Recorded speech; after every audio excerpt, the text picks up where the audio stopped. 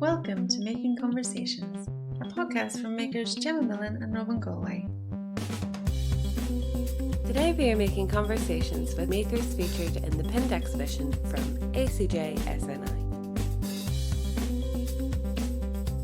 Hi everyone, welcome. This episode is a bit different. It features best friends and makers Stuart Cairns and Eddie Doherty. Silversmith Stuart interviews Goldsmith Eddie about his work and background in jewellery, so I'll hand it over to Stuart. We've known each other from college, so your background is you come from Letterkenny, from a farming family. So how did you end up in glorious Hollywood as Northern Ireland's premier goldsmith? Did my first course. Growing up on the farm was fantastic, like, do you know what I mean? Even though I couldn't wait to get away. And a certain kind of thing, maybe it was more got to do with, like, I knew that this wasn't the thing that I wanted to do, and I was never a farmer, and even though I enjoyed, working with my hands and, the whole farming thing and the way my parents run the farm is actually really, really nice, and, the sheep and cattle, and you see them kind of grow up, and, well, to a certain extent before they're sent away, and then it's there was always really good times in the farm as well. It's like on the silage or the barley, and lambing season was always nice. But then, as I said, I just through school, and I always knew that I wanted to be. You wanted to be creative. I wanted to be creative. I knew that it was absolutely. I'm going to curse again. I knew it was good for nothing else. Yeah.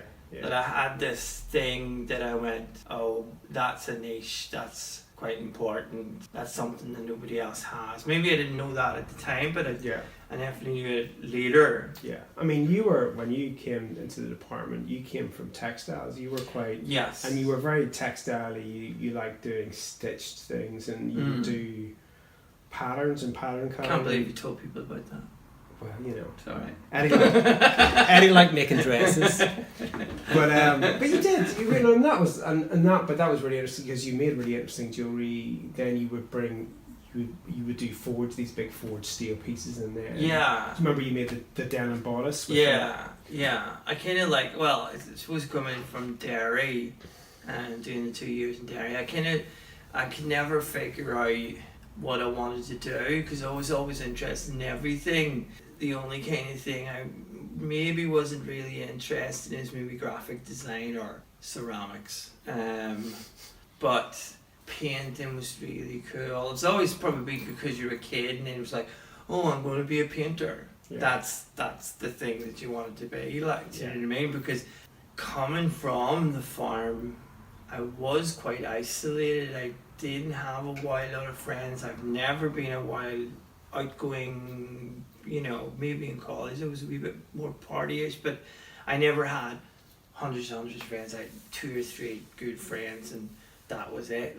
So isolated to a certain extent where as you grew up in Donegal, that's what you thought being an artist was. A painter, I'm going to sell paintings or do this kind of thing. So through Derry it was brilliant because they just let you do everything. That was doing your, was it? That's a BTEC. It was a BTEC GMBQ or something like that there. And it's actually, it was more or less a foundation, but it was 2 years. Yeah. And then I veered towards Belfast because financially that was the only one I could afford. I kind of thought, right, well, Dublin's going to be too expensive. Dublin was too far away from Donegal. I was a bit of a home bird. I didn't live in Derry when I still worked in Letterkenny. And then going to Belfast was a big culture shock as well. God, I was like a fish out of water. I couldn't believe how busy everything was. The first couple of weeks in Belfast were very confusing. Didn't really know. It was like I would always going to be my first year in secondary school. Didn't know what the hell was happening. I had to repeat my first year in secondary school because I didn't take anything in the first time. So they just set me back and it was fine then. It's not I was scared or anything like that there, but it just sometimes I'm so used to my little bubble, and you know, at home the nearest person is half a mile away. Yeah. Not maybe half a mile, a quarter of a mile, but you know, the nearest shop is 3 miles away, the nearest pub is 2.5 miles away. Like, do you know what I mean? You know, you might have, as a kid, you might have went into Letterkenny maybe once every couple of weeks. All I knew was the farm, all I knew was very small amount of people. So yeah, when I came up to Belfast first, I probably didn't like it.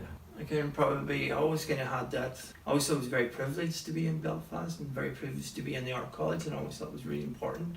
And I was like, this is quite important that I do this. So I think that's probably let me stick it out. And I was very poor. Had no money whatsoever for the first year, 6 months maybe. It didn't work. And then when I got a job in one of the supermarkets, and I started to know people, starting to know people, and you know, I clicked with people in Belfast, but never really, you know, that's the thing, like I hung about with more of the people that I worked with, obviously knowing you and Susie and everything like that there. But then that's what brought me onto the jewellery. I think it was just that I could work with my hands and I could work with metal, and it made sense, and it gave me the freedom to do whatever the hell I wanted. So hard not to curse. But yeah, college was fantastic. I absolutely loved it. I could have stayed there for the rest of my life. It would have been great. You know. Yeah. So coming from college, and then you've gone through. You worked with Sarah McAleer as a did a lot of years. Didn't do very much for a couple of years after Belfast. Partied quite a bit. Didn't really know, like, the college to teach you how to think and teach you how to, this is how to make a piece, this is how to work through your ideas, but none of them were like, this is how to make money out of it. You know, it was really hard, like, did my best, ignored it a wee bit just after college, enjoyed having a wee bit of money at the time, and not that I had a while up, but I think I had a girlfriend up here at the time, after, And then I did a couple of exhibitions, and I sold to a couple of shops, and it seemed to kind of start getting traction. And then I did an exhibition with Sarah, and me and you did it. And she offered me a day or half a day a week making her work, and that led into 6 years later. It was full time making all the work, you know, with her. Sarah was great because there was never anything kind of held back. It was just like, that's platinum ring, go at it. Yeah, that's diamonds, go at it. You know, and I learned so much with Sarah, and I learned what not to do as well. There's some things that Sarah would do that she would agree with some things that I would do, and she would disagree with some things that I would do, and vice versa as well. You just kind of go, well, you know, at the time it was Sarah's business and she ran it the way she wanted to run it, and then when she emigrated, it was Ian that kind of goes, there's a place up in Hollywood, why don't you have a look at it? And he kind of just more or less said, it's only one piece a month to pay the rent. And that was it. And I just went, right, well, I'll do that. Yeah. So that's when I got this place. And you've never looked back. No, it was hard at the start. Yeah. I lived here for, I think it might have been 3 or 4 months, and then to yourself and my best mate Ray, one of my best mates at the time, he let me stay in his house, which I paid as much as I could to kind of, you know, so I could just kind of have somewhere that I could call, you know, have a wash and stay. So I stayed more or less here half the week, and then went home at the weekend to get a break from it. And it's the same then when I moved in with yourself, and then everything started kind of picking up, and I afforded to get a place myself, and then I was like, right, well, and it was a slog. Like 5 years, I would say, of breaking even, and then it started to change. It started to kind of pick up. It's never, I wouldn't say I'm successful. I'd say you were successful. I mean, you've got a fully equipped studio. Financially, I don't think I'm successful, but I think I've made that choice to do unusual work Well, you make I would make more money doing Yeah. ordinary, boring. So going on to the unusual work, What are you laughing at? what would you say your influences are then? What influences you to make a piece? I mean, there's stuff you looked at in college, and then but your works have kind of evolved quite a lot, and then you're always bringing in new ideas and stuff. So what influences you? What sort of stuff do you look at? I think, well, the influence that I would get, I would look at different artists and different designers, and like, you know, at the start it was like the stuff that Stephen Webster was doing, or some of the English designers that were doing, that were kind of complicating the work but still being very contemporary, but still having that big foothold in luxury, Goldsmith, top of the line kind of thing. Influences is probably, I just complicate. I don't, you know, I really never knew where my stuff kind of comes from. It just kind of pops out of my head, and then, but I always kind of like, if I'm stuck, it's usually like film, or I started to look at like digital sculptors these days, and digital artists, and even like guys that are, you know, like doing horror movies that do practical effects. And there's a couple of French directors that like mix like computer and practical effects, and they mix them all together, and they're just doing it on a minimal budget, but the stuff that they're doing is just like, I think about 6 months ago I decided, you know, I was so interested in so many different things, and I was like going, God, I would never get to the end with 3 lifetimes, let alone just this one that I have, like, do you know what I mean? And then that's quite kind of like overwhelming, that you're just going, oh God, like there's only a finite amount of time to do everything that I want to do, and it never really, and that's one of the reasons why I love jewellery, because you will never ever get to the end. It's endless. You're always the next thing. You're always kind of going, and I suppose that's the thing that kind of keeps it alive for me, that it is never ending. There is always something else to learn, and I think that's what I love about it. Like, you know, that it's going, oh, you know, like simple thing. Oh, like I really want to inlay gold into something, and I'm just waiting on the person to let me do this. Last year it was like, oh, I want to cover a stone I want to cover a ring and diamonds. You're just waiting on them people to do it. Oh, I want to do a really long necklace that has like gear mechanisms, or do you know, like that looks really industrial and kind of like almost, it's probably like, I suppose Adrian just talked about the work now, that it is geared towards like pitting different elements into something that fight with each other and make it slightly, I always kind of say maybe it's uncomfortable, but it's not. It's kind of like that they're not the norm to pit together. Then that's what makes them interesting. That's what people see, and they go, you know, you could sit in front of 100 people and they would have a piece of jewellery on, but they're only going to notice the really interesting one, and then that's how you kind of make the business.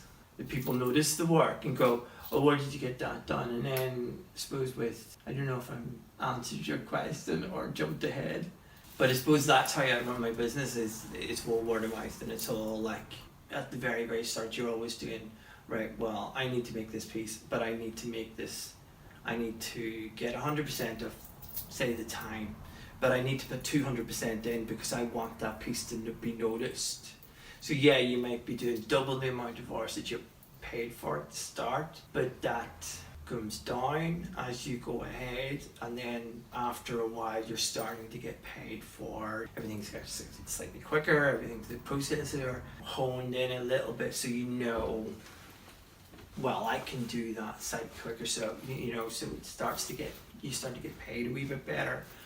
And you've obviously established, through doing that, you establish a very clear, distinct style and approach to making, which distinguishes you from you other like, makers. I sure as hell don't want to be like anybody else, like, do you know what I mean? And I've made a conscious decision not to be like anybody else, because I just go, well, you know, why would that be noticed? Like I do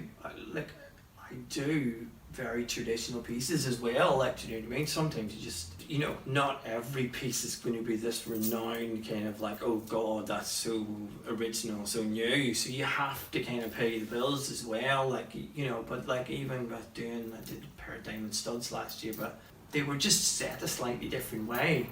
But that was interesting to me. Nobody else would notice it, do you know what I mean? And I was like going, well, it's really strong, it lasts for a long time. You know, they're just well made, and they're little things, and you're just trying to get all of their elements. You just don't want to put it in a collet and send it out the door, because nobody's going to notice that. Even it's like, oh, you said it a slightly different way. No matter how simple it is, when people see that, they go, oh, that's actually quite interesting. Where did you get that? It doesn't look like a shop made it. Yeah. Do you know, it doesn't look like run of the mill or anything like that. They are like, you know, So it has your stamp on it, and also it keeps it interesting for you to do this. Yeah, I think keeping it interesting for me is probably why I don't make I make an okay money, but I don't make loads. I make enough. I don't really want to make a wild lot of money. I make enough to kind of keep myself. I make enough to afford, with me and my girlfriend, to afford a house. Do you know what I mean? Like, you know, not a very expensive house, but I don't have a car. I don't have very expensive tastes in clothes or anything like that. There, like, I spend money on little things. I mostly spend money on the business. Like, I wouldn't go, oh, I need a new car. I was like, well, I need a new piece of machinery that I will easily spend ludicrous amounts of money on it. Like, you know what I mean? But I'm quite strategic on what I spend.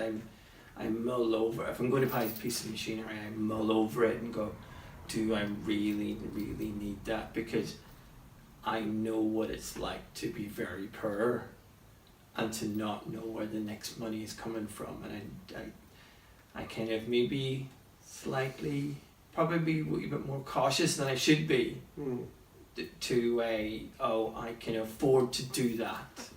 Or I can go, oh yeah, I'll take that risk. I'm a wee bit more cautious. I will mull over things and go, do I really, really need that? And it's like there was just not much point in having a piece of machinery sitting in the studio that you're not going to use. Yeah. Just for the sake of going, oh, I kind of thought that would work. Do you know what I mean? And sometimes it does. You know, most times I kind of go, that decision worked. Sometimes it doesn't. Sometimes it doesn't happen for 6 months. And then you start to use it.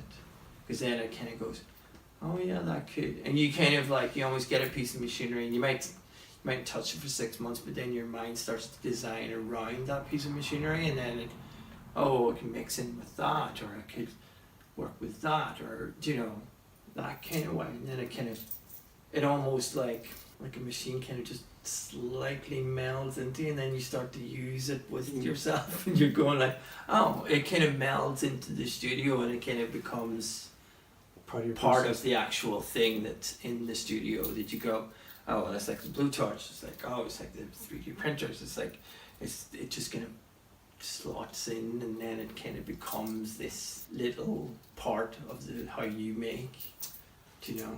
Yeah. So touching on that, how you make, and you just round off a whole lot of different bits of equipment. I mean, you're very, very into the tradition and idea of, and the pride, and take a lot of pride in being a goldsmith, but at the same time, you know, you're not sort of bound by pure tradition. Very keen to bring in other technologies and meld that into tradition. So and I don't know, the last couple of years you started using 3D design, 3D printing. Do you want to talk about how those two things come together for you in terms of being a goldsmith and using 3D printing? Well, I think 3D printing is just one of them it's the second element. Like, 3D printing is great for creativity and kind of getting out ideas and maybe model making, or, you know, it's like, you don't spend, I'll make it the way I make it, and then I'll just spend 6 hours making this thing, and it's just not right, and then you just go, right, well, the 3D printing comes back, and even if you're never ever going to make it like it's going to be a CAD model, it's going to be cast as that, you can make it through 3D printing, and then you can add on to it, you know, so it changes it, or maybe it's just solely a structure thing to build something else onto, or just a solely kind of like, I'll get this idea out, do you know what I mean? I'll see what it looks like, do you know what I mean? And why spend 2 days making a structure out of silver, or wax or some kind of thing where this machine can do it, and then you can get on and get to the next point. That was always probably a frustrating thing with jewellery, like, do you know what I mean? My mind was working quicker than my hands could work. And my mind would change quickly, or it'll go, oh, but what if you did this? And I'm going, oh, I'm in the middle of doing this one, leave me alone with that one just yet, like. And then you're going like, but then you could do this, but then the printer, and you know, I suppose like your own, like working with wax now is a wee bit easier as well. Like, I love that because it's just a complete flow.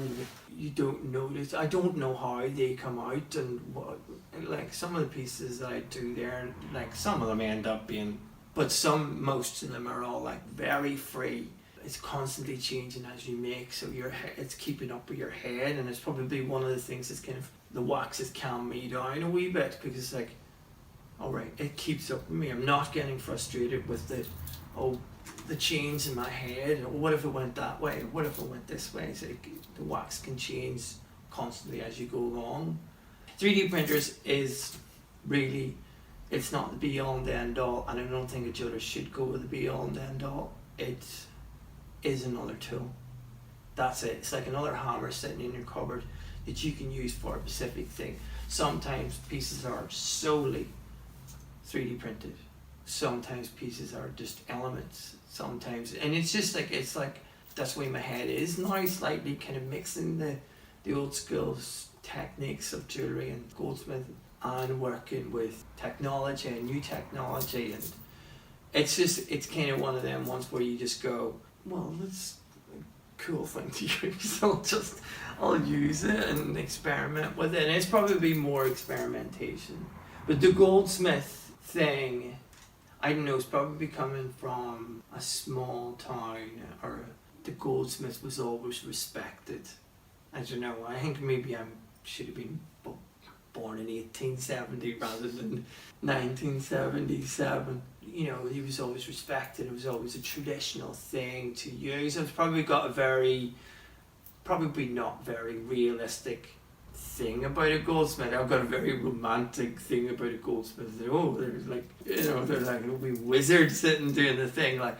But that tradition of making a piece for somebody that is really, really important to them, and it's like usually wedding or engagement or an anniversary, or even if they're commissioning a piece, that they're commissioning you to make something out of your head. And I do feel very, very privileged that is quite important, that paying for stuff out of my head, it's like, who does that? Do you know what I mean? I don't think I would do it.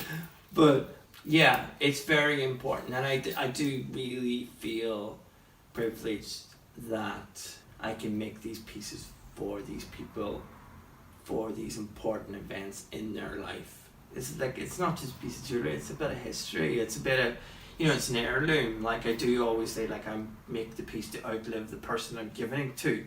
Do you know what I mean? So they can pass it down, or that kind of way. I know probably that's a wee bit more romantic side of it, but I think that's what I'm kind of like. What a brilliant interview. Thanks so much to Eddie, Stuart, and to all of you for listening. If you would like to see the current exhibition pinned on linen, it's showing from the 7th of August to the 3rd of September 2021 at Our Space in Lisburn. A special thank you to Our Space, ACJSNI, the Arts Council of Northern Ireland, and all the pinned participants. If you'd like to listen to previous episodes or get more information, please visit makingconversationspodcast.com or check out ACJSNI on Instagram.